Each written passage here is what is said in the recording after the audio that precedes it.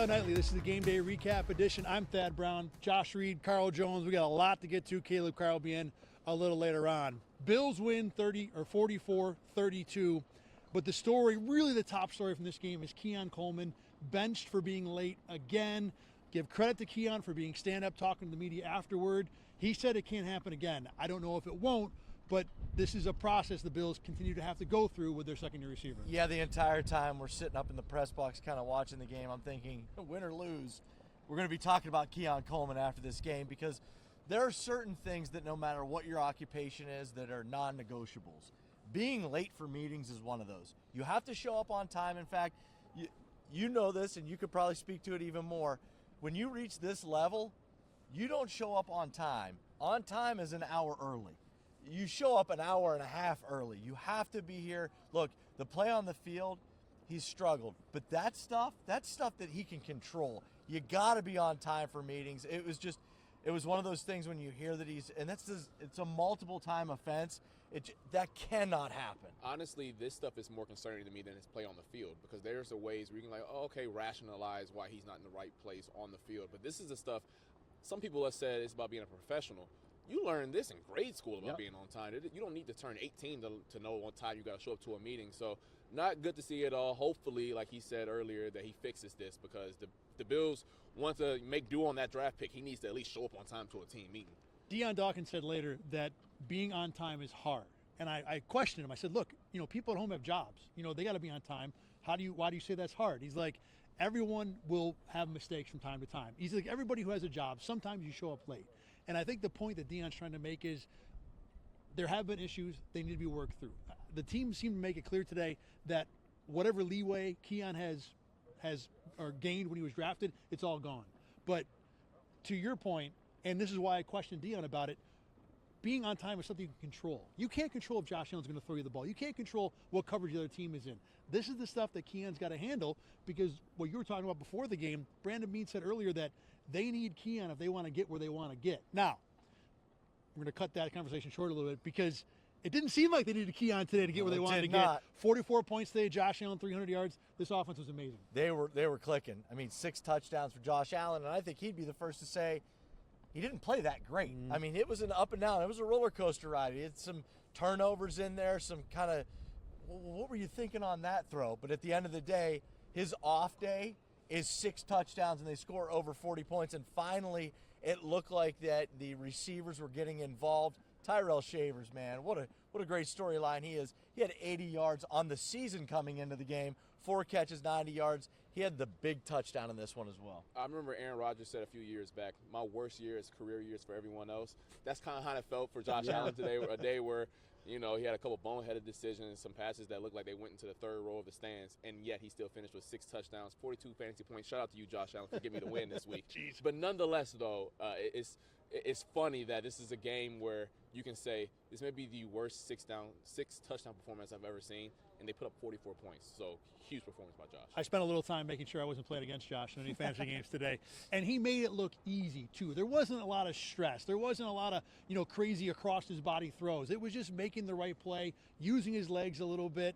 And the third point I want to make about this game with you guys is, well, first of all, there were so many other pieces that were involved in this. This was, you want to talk about everybody eats? This was everybody eats in the most glorious form you can possibly imagine. Now the question is, can this be repeatable? Is this a turning of the corner, or are we going to look back at this as just one nice game? It's a good question. I'm sitting here listening to your kind of setup here, and I'm going, how do I work Baker Mayfield into this? Because let's face it, sometimes Josh Allen needs that alpha guy on the other sideline to really push him. We see some of his best games are against who else? Patrick Mahomes, right? Yeah. And Baker's that guy. He is just, watching those two go back and forth this entire game, it was fun. Sean McDermott was asked about it after the game and said, my heart just keeps going like this. And he goes, sometimes I wonder, what am I doing with my life? That I'm just sitting here and I'm going through this every week. But man, what a fun game to watch. Is it repeatable? That's the question, though. What should be repeatable is getting the ball to Ty Johnson, because good things happen when they involve him in the pass game, and we saw it again today. I think that's the point I wanted to make. I think getting the running backs involved is repeatable. That play where you get James Cook out of the backfield for a touchdown, you can do that again. The Ty Johnson play, that doesn't take a grand scheme to do that. Just spit it out to him in the flat and let him cook. Tyrell Shavers getting 90 yards. Gabe Davis, I don't know how much he ended up with, but him having a good day as well. I don't know if we can do that every single week, but the other stuff we can take from him and add that in week to week. The running backs point is the one I want to hit on, but let's give Joe Brady some flowers here too, because the way he worked this offense with all the different pieces, making it work in game one, finding all these different options, this was a really good game for an offensive coordinator that's been under a lot of heat the last few weeks. And a coordinator who literally comes into the game with, hey, Joe, I know you're under the microscope right now. By the way, no Dalton Kincaid, no Keon Coleman. Slap you on the back and go, good luck. By the way, Gabe Davis is active for you. He's probably like, I've got 17, so I got a pretty good chance. Also, go ahead. And also going up against the top Bulls defense that, like you said in pregame, he'll blitz on first, second, third, fourth, fifth down, and maybe someone from the parking lot as well. So just good for him to have a plan for all that stuff. Nothing about it was easy. Give the Bills credit. This was a heck of a win in a game where they didn't run the ball. They turned it over 3 times, gave up 30 yards or 30 points. They still won by 2 touchdowns. For Carl and Josh, I'm Thad. Let's send it back to you. We'll have more right after this break.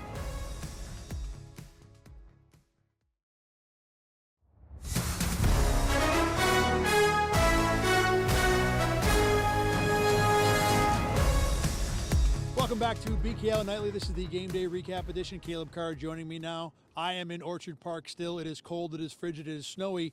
But Caleb, despite that, this was a really fun game. And I think not a surprise either. Kind of lived up to the hype. Josh Allen, Baker Mayfield, both gunslingers, both able to do different things, run and pass and be very dangerous both ways. I mean, this was a game where there were 10 points scored in the final 30 seconds of the first half.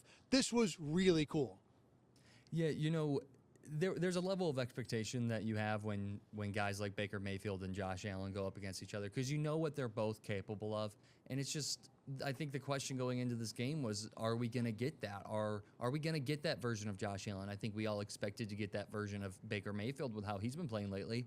But we haven't really seen this version of Josh Allen in a minute. And it was nice to kind of see him out there. It looked like he was having fun. He was getting a lot of guys involved. You know, the run game wasn't popping like it usually does, but I think Allen made up for it by just being Josh Allen. Before we get into more about this offense, obviously we talked a lot about Keon Coleman in the first part of this show, and he was topic A1 all day long, even after the game was over. Caleb, give me your take on Keon Coleman now that we've seen what he has to say about it, what all the players have to say, what Sean McDermott has to say about what happened with the Bills' second-year receiver getting benched for a second time this year. I mean, at this point in time, I have no real reason to believe that it's going to get better because he said the same thing, which he said what he needed to say when you guys talked to him after the game, and that was, I need to be better. I need to hold myself more accountable. I need to work harder. You know, this is my mistake, and mistakes happen, and I need to be better. But we heard that same thing earlier in the year when he was benched in the first quarter. So I have no real reason. And then you kind of see his attitude out there on the field. I think you tweeted out or X'd out, whatever we want to say. You sent out a social post of him kind of he was loose on the sidelines in pregame warmups. He was dancing a little bit. And I'm sorry, but as a Bills fan, that rubs me the wrong way because you're a young player who is supposed to be a star of this team. You know, you were brought in to be that. Now you haven't yet, but you were brought in to be one of the stars of this team, and you're out for the whole game, a pretty big game. You're coming off a bad loss to Miami. You're at home against a good team. This was a big game for the Buffalo Bills, and he just didn't seem to care. And even post-game, I mean, I guess how much can you expect him to do? I understand that, but even post-game, he just didn't really, it was just like, I got to be better. I thought the offense, I don't know what this says, but I thought the offense played great even without him out there. But it's just the attitude that he has, and I get it, he's still young, but the attitude that he's brought forward with this, it doesn't make me confident that it's going to get better in the future, or at least anytime soon. I think it's a great take. I think it's a great take you got there. I think it's very fair. I think it's very reasonable. And I think it's understandable to be skeptical about whether or not Keon's going to get this figured out. He hasn't gotten it figured out to this point, and he's had 2 strikes, one would think. in terms of being benched twice already this season. The Bills are behind him. Now, look, I think to some degree Sean McDermott and Brandon Beane have to be, and the players also, want to make sure that they get the most out of this player who they know has a ton of physical ability. I will say with the pregame dancing, I get that he's being punished for this game, essentially. That's why he's not playing.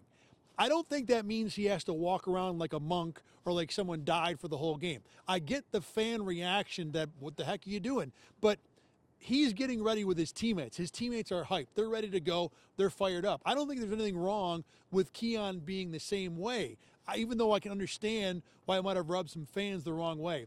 Afterward, I think you're right that Keon is only saying what he has to say, that there's nothing deep or thoughtful. He is at least standing up and taking responsibility. And keep that in mind, too. The way it works after a game, normally we only talk to players in the locker room. Guys sometimes will leave early, especially those guys who are not playing in the game. And not that they're off limits, but it's unusual for one of those players to stop for an interview in the hallway outside the locker room. But Keon did stop. He did answer all the questions. He was polite, he was reasonable, and he at least had answers. So I think those things he deserves credit for. Even if I'm with you, it's very reasonable to think that, yeah, good job talking about the thing you did wrong. How about you stop doing the thing you did wrong for once? Yeah, I get what you're saying. I do, and I give him credit for going out there and talking on it. But at this point, I think I need to see that you're sorry and that you're willing to work on it through action more than just through you standing there and saying, yeah, I got to work on it. The only thing he's done right so far is take responsibility for it after it's over. The process before has been wrong all the way through. All right, let's get off of Keon because there's a lot of good football to talk about in this game. And obviously it starts with the offense and Josh Allen and everything that happened with the passing game. But before we talk about Josh Allen, the thing that really stuck out to me is how much the running backs were involved in the passing game. You had the Ty Johnson catch and run touchdown. Now, look, that's basically a play where you're avoiding a blitz, and then it broke. Not that it can't happen, but it's not exactly like that play is the Joe Brady, when we need to score a 55-yard touchdown, this is what we're going to do. Regardless, it worked. But James Cook in the second half, getting out on a wheel route for a touchdown and clearly being more involved in the passing game, it's something we've talked about here and there in BKL Nightly for weeks about where are the running backs? Why is Ty Johnson not being involved? Today, both those guys were heavily involved in the passing game, and the 44 points were a big part of that. Yeah, you mentioned BKL Nightly. Earlier last week, we kind of presented a roundtable question of who's one guy that needs to step up with the absence of Dalton Kincaid. And I think we all said, or we were all on the same lines, that Dawson Knox was the guy. But I think after recording, I had made a comment about, I don't know, in the passing game, maybe James Cook. Maybe it's James Cook because teams are going to start trying to shut him down in the running game. And if you want to get your best player, your best offensive player, like with the ball in his hands, you might have to do it through the passing game. And that's exactly what Buffalo did in the second half. Like you said, they were shutting him down. I think on the game as a whole, he only ended with 48 yards for 16 carries, average of 3 yards a carry. So Tampa Bay came into this game, they were like, we are not going to let James Cook beat us on the ground. And they didn't. But he did beat him through the air a couple times. And I think that's it just shows me that this offense can do something a little bit outside of structure than what they're used to, because we haven't seen them go to the passing game much. And they even hit Ty Johnson a couple times. Now, obviously, that screen pass for a touchdown was more Ty Johnson with the ball in his hands than it was him really having a route. It was just a screen pass, so it's not really like he's out there running a route. But that route by James Cook for the touchdown, like you said, I thought that was great. He beat the defender. Allen found him. It was perfect. I mean, if Buffalo can start doing more things like that, James Cook can become even more dangerous than he already is. Give Joe Brady, too. We talked about this in the first segment of the show, but Joe Brady had a really good game, and he spread the ball around nicely. He got those running backs back involved. Where that James Cook wheel route, the Bills have run it a couple times, but certainly have not had the success on it they had a couple times last year. So, this is a game where Joe Brady deserves some credit, too. And Joe Brady made use of some receivers the Bills haven't had in the lineup a lot this year. We talked a little bit in the first part of the show about some of the different guys. Gabe Davis, had a couple of important catches, a fourth down conversion on the first drive of the game.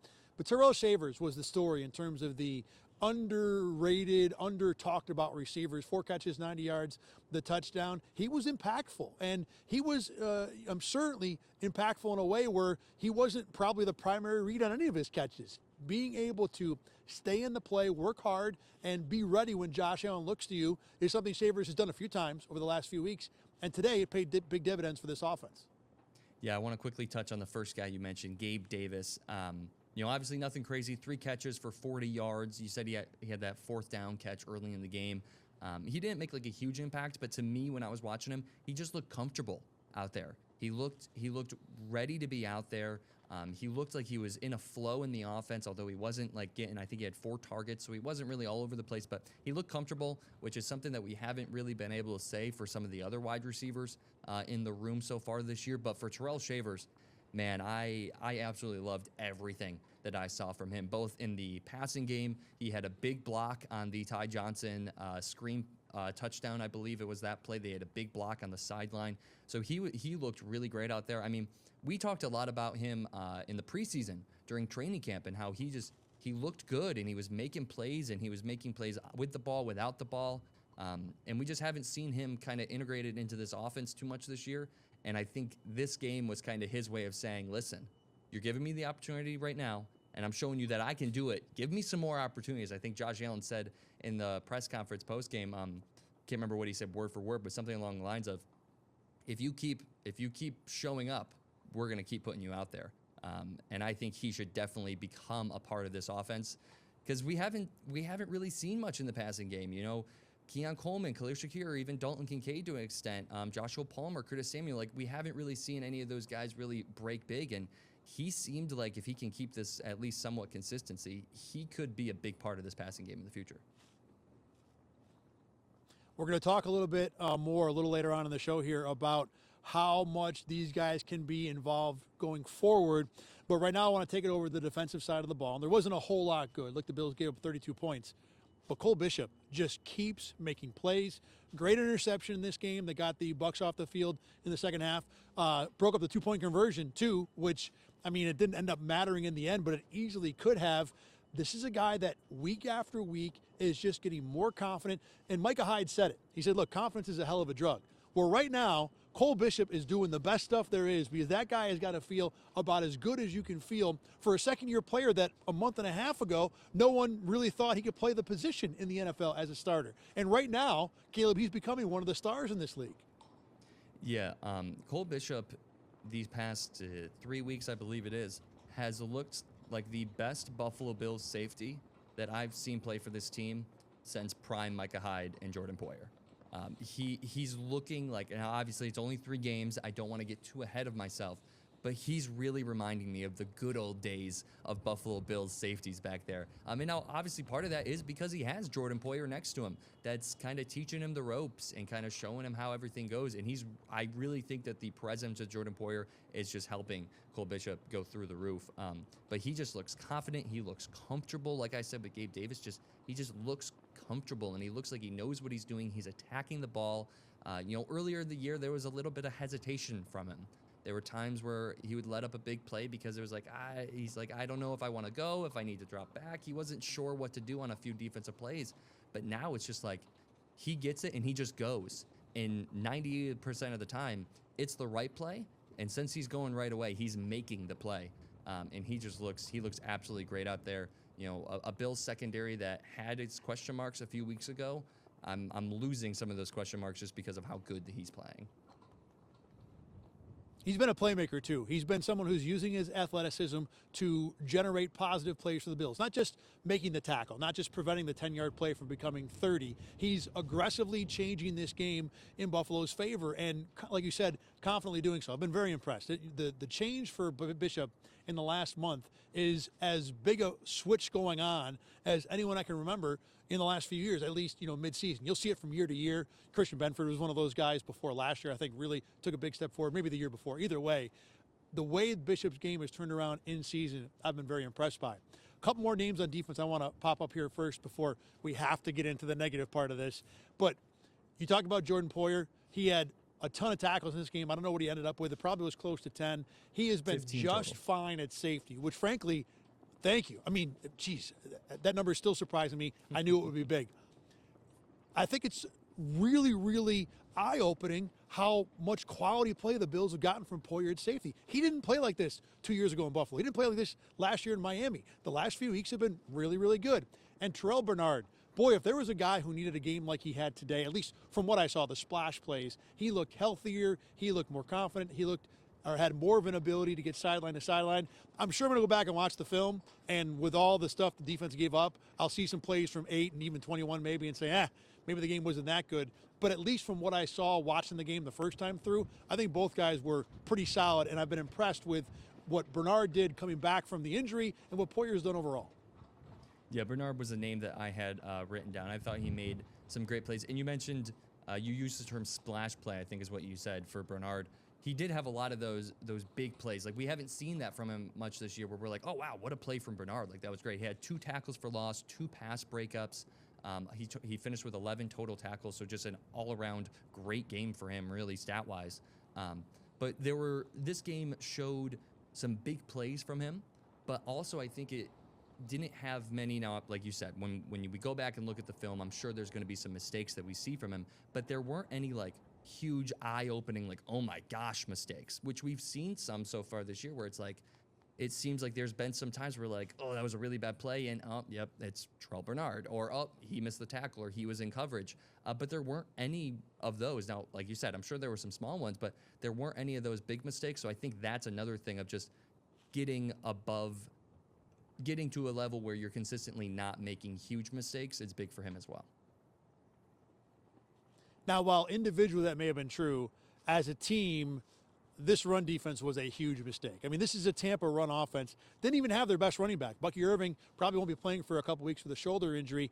Really, Sean Tucker's kind of been their third string running back, and he might still be running. What do you end up with, 185,000 yards? It doesn't matter.